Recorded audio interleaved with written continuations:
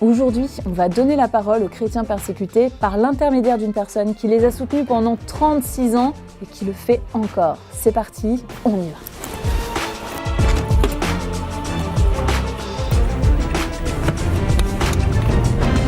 Mais qui allons-nous voir ? Vous l'avez certainement deviné, il s'agit de Michel Varton. Michel, c'est l'ancien directeur de Portes Ouvertes et il a sorti un livre. Ce livre s'intitule « Comme le Père m'a envoyé ». C'est donc l'occasion d'aller lui poser quelques questions.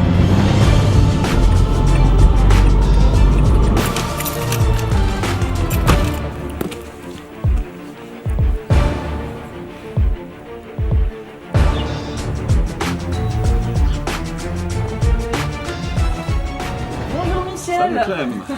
Comment ça va? Très bien. Bienvenue. Merci beaucoup pour l'accueil. Bon. Alors Michel, merci beaucoup de nous accueillir. J'ai avec moi votre livre. Vous l'avez intitulé « Comme le Père m'a envoyé » et dessous, c'est inscrit 12 leçons que l'Église persécutée m'a enseignées. Et on aimerait savoir ce que l'Église persécutée vous a enseigné. Alors on va pas tout dévoiler, mais déjà, pourquoi avoir appelé ce livre « Comme le Père m'a envoyé » ? Après 36 années au service de l'Église persécutée, j'avais envie, à la fin, de coucher sur papier, d'écrire les leçons que j'ai apprises de cette Église. Quel privilège d'avoir, pendant tant d'années, servi l'Église persécutée. Pourquoi, comme le Père m'a envoyé, je reprends ce que Jésus a dit. Comme le Père m'a envoyé dans le monde, je vous envoie, vous serez envoyés dans le monde. Et comme Jésus a souffert la croix à cause de sa mission d'apporter l'amour du Père dans le monde, l'Église aussi est appelée à souffrir pour apporter l'Évangile, le royaume de Dieu, l'amour du Père dans le monde. Jésus, quand il est mort sur la croix, il est mort pourquoi? Pour nous emmener au ciel tout de suite? Pour nous sauver tout de suite? Non. Il est mort sur la croix pour nous envoyer dans le monde, avec une mission. On est envoyé un peu comme les révolutionnaires. J'ai cité, pourquoi je parle de ça, j'ai vécu ce qui s'est passé en Colombie pendant la guerre civile, où il y avait des révolutionnaires marxistes qui voulaient créer un nouveau pays.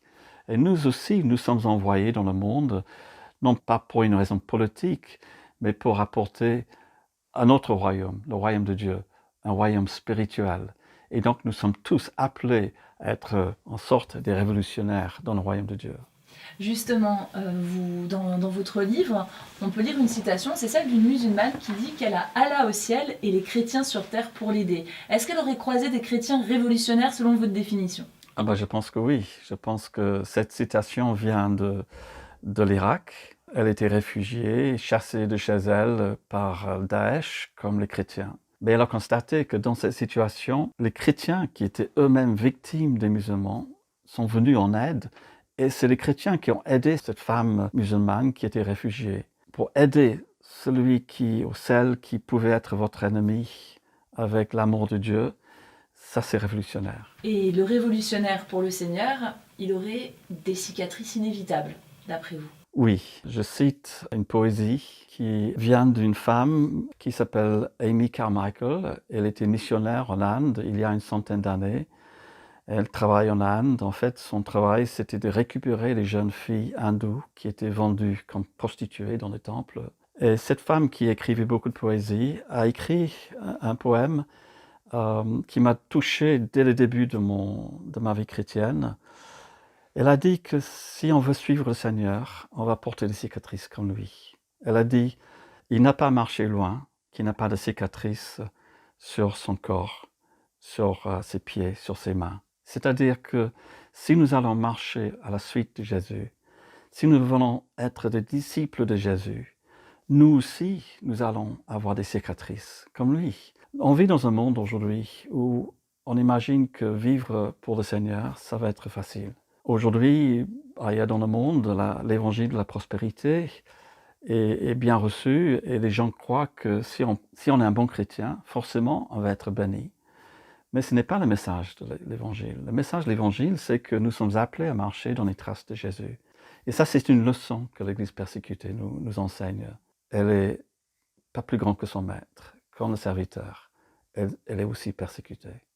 Et ce qui est intéressant, c'est que quand on vous lit, on se rend bien compte que, d'après vous, la persécution est une véritable bénédiction pour le chrétien. Oui, ça c'est la bonne nouvelle. Servir l'Église persécutée, côtoyer l'Église persécutée n'est pas quelque chose de décourageant en fait. Même si c'est vrai que les gens souffrent, qu'ils portent dans leur corps les cicatrices, ils payent un prix pour la foi. Mais ce prix, ceux qui vivent, est vécu avec Dieu. Un Dieu qui répond à la prière, qui utilise notre souffrance pour avancer l'Évangile, qui nous bénit, qui nous donne même une joie dans la souffrance. Dieu ne laisserait pas souffrir son Église si derrière il n'y avait pas une raison. Et la raison, c'est son royaume, c'est sa gloire, c'est l'avancement de l'Évangile autour du monde. Vous nous donnez un conseil très pratique. Vous nous invitez à avoir comme liste de prières une liste concernant des montagnes. Mais alors, qu'est-ce que ça veut dire, prier pour des montagnes ? Voilà, en fait, ça vient d'un épisode dans la vie de Jésus. Vous vous souvenez, après que Jésus a été transfiguré sur la montagne, il descend avec ses quelques disciples et il retrouve dans la vallée des autres disciples qui essaient de chasser un démon, un garçon qui est possédé. Et les disciples n'arrivent pas. Pourtant, dans le passé, ils arrivaient. Et Jésus dit, ce genre de démon, il faut prier avant. Et les disciples disent, comment prier? Et Jésus dit quelque chose de très frappant. Il a dit, si vous avez la foi comme une graine de moutarde, la toute plus petite graine qui existe, si vous avez tellement peu de foi et vous priez, vous pouvez voir cette montagne se déplacer et se jeter dans la mer. Notre expérience avec l'Église persécutée, c'est que parfois, il y a des choses dans le monde qui semblent être comme des montagnes. À l'époque, c'était le communisme. Une chose qui semblait être tellement solide, tellement farouchement anti-chrétien, parce que les chrétiens ont prié, à la fois ici en Occident, mais dans les pays de l'Est, on a vu dans l'espace de quelques années, la montagne du communisme s'écrouler. Si nous prions, Dieu répond à la prière, il déplace les montagnes. Et je pense que nous devons aussi être des gens qui prient aujourd'hui. Nous sommes entourés par les montagnes, l'islam, l'hindouisme extrémiste, mais aussi notre monde qui est occidental, qui s'éloigne tellement vite de l'éthique chrétienne. Est-ce que nous sommes prêts à avoir une liste et demander à Dieu de déplacer ces montagnes, et de prier pour les choses qui semblent les plus difficiles pour nous et dire, Seigneur, je prie pour notre monde, je prie pour nos amis musulmans qui trouvent le Seigneur, je prie pour les pays communistes aujourd'hui, je prie pour notre monde et je te demande que, même si ça semble comme une montagne, que tu réponds à ma prière. Jésus promet qu'on verra le monde changer, on verra ces montagnes se déplacer, se jeter dans la mer.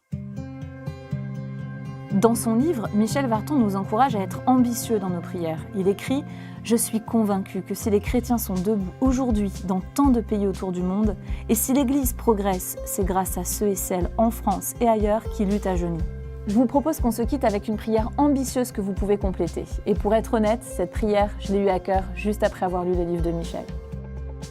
Notre Dieu, nous te prions pour que la Corée du Nord devienne un pays où les chrétiens puissent vivre leur foi librement. Nous te demandons de mettre un terme à ces camps de travaux forcés. Nous te prions de guérir ceux qui souffrent et de briser les lois iniques qui empêchent nos frères et nos sœurs de pratiquer leur foi dans la liberté. Nous te prions de donner du courage à nos frères et sœurs qui affrontent les réseaux mafieux et les groupes terroristes dans le monde. Nous te prions de faire de leurs ennemis des amis, des frères remplis de miséricorde. Seigneur, change notre cœur, étends notre compassion, afin que ce monde voie la profondeur, la largeur et la hauteur de ta bonté.